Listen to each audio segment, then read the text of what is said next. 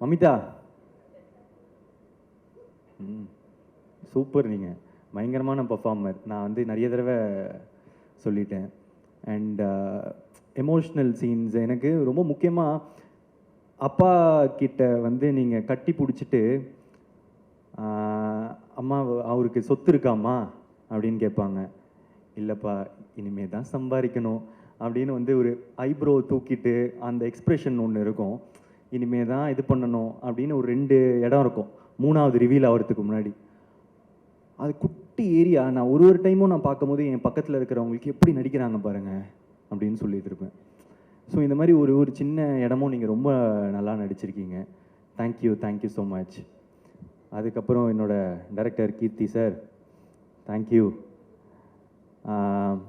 2-3 நாளாக நான் வந்து ஒரு ட்வீட் போடணும் அப்படின்னு வந்து ஆசைப்பட்டுட்டே இருந்தேன். ஆனால் வந்து சரி இந்த சக்ஸஸ் மீட்டோ இதில் வந்து சொல்லிடலாம் அப்படின்னு சேவ் பண்ணிகிட்டே இருந்தேன். Thank you for giving me this beautiful film. Thank you. இது வந்து ஒரு பியூட்டிஃபுல்லான ஃபில்ம். நிறைய டிபேட் உண்டாக்கியிருக்கு எவ்ரிதிங்.